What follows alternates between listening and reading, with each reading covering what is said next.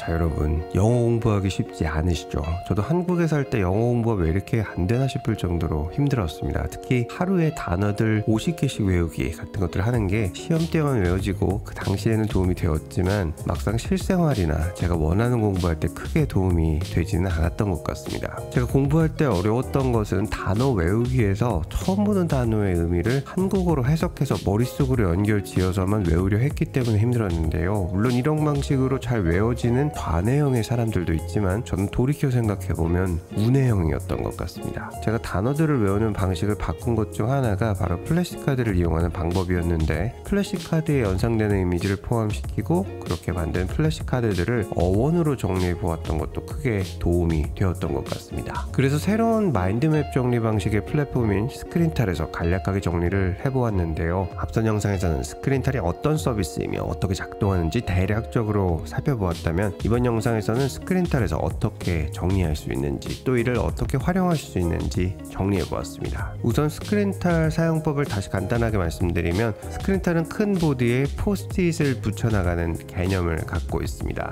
그래서 원하는 주제에 관한 보드를 만들고 거기에 붙여나갈 카드를 만들어가는 개념인데요. 제가 영어 단어 공부를 위해서 액트라는 어근 보드를 간략하게 만들어 보았는데요. 이 보드를 가지고 설명을 드리겠습니다. 먼저 마이보드에서 새로운 보드를 하나 만들어줍니다. 상단에서 이름을 변경해 주십니다. 이제 보드에 하나씩 붙일 카드를 만들면 되는데요. 중심 어근인 액트를 정리한 카드를 만들면 되는데요. 여기에서 마우스 오른쪽 버튼을 클릭하면 8가지의 옵션을 확인할 수 있습니다. 가장 먼저 보이는 Create 카드를 누르면 포스트잇에 해당하는 카드를 만들 수 있습니다. 두 번째는 보드를 생성할 수 있고, 세 번째는 텍스트 박스를 생성할 수 있습니다. 텍스트 박스는 카드와 달리 추가 링크나 이미지들을 넣을 수 있는 것이 차이이고, 글자 크기와 배경화면 색상에서도 차이가 납니다. 네 번째는 카드들을 하나로 묶어서 기둥 모양의 집합으로 만들 수 있습니다. 컬럼은 세로와 가로 모두 추가로 만들 수 있습니다. 이미 만들어진 카드를 넣는 것도 가능합니다. 다섯 번째는 카드의 보기 모양을 바꿀 수 있습니다.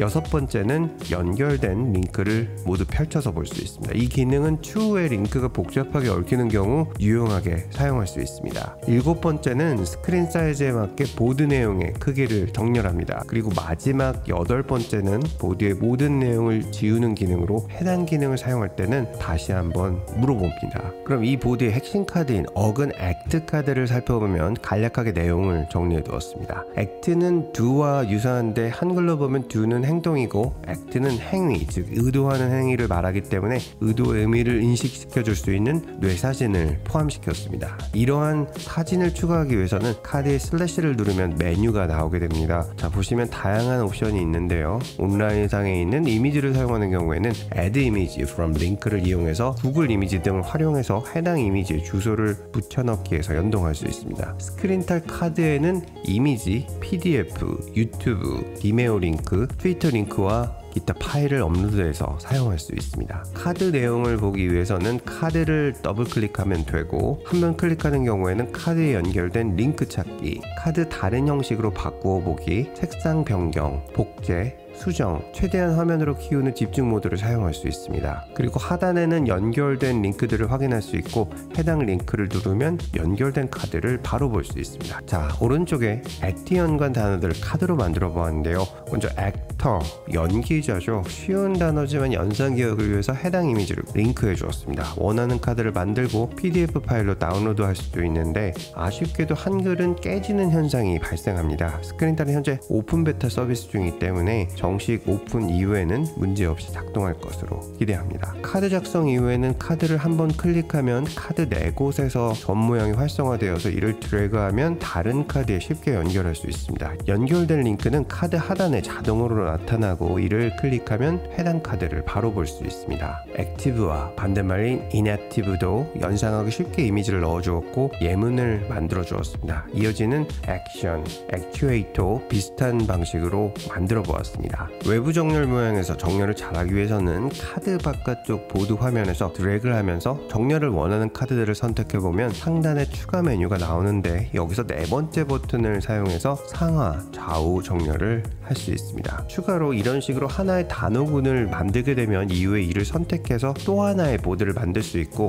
다른 단어군과 합치는 것도 가능합니다. 이런 식으로 하나의 카드를 연동해서 다른 카드들과 연동할 수 있는 것이 스크린탈의 가장 큰 매력입니다. 다른 한쪽에는 실제로 많이 사용하는 구동사를 정리해 보았는데요. 여기에서 예문을 만들고 이를 구글 번역기에 주소를 입력해 두면 해당하는 발음을 쉽고 빠르게 듣는 것도 가능합니다. 해당하는 보드는 커맨드 버튼과 마우스 휠을 가지고 사이즈를 쉽게 조정할 수 있고, 또 키보드의 스페이스바 버튼을 통해서 쉽게 이동시켜 볼 수 있습니다. 화면 사이즈에 맞춰 보는 것도 무척 쉽습니다. 이외에도 본인이 원하는 분야를 이런 방식으로 정리해 간다면 일회성에 그치지 않고 추가적으로 계속 연결해 갈 수 있는 것이 큰 매력입니다. 저는 스크린탈의 매력에 푹 빠져서 이런 방식으로 몇 가지 프로젝트들을 만들고 있고, 또 계속해서 만들어 갈 예정입니다. 스크린탈에서는 저희 채널 구독자분들을 위해서 할인 쿠폰을 제공해 주었습니다. 쿠폰 코드 에릭을 입력하시면 20% 할인을 받으실 수 있습니다. 복잡한 내용도 쉽게 정리해서 머릿속에 오래 남게 만들어주는 스크린탈, 지금 바로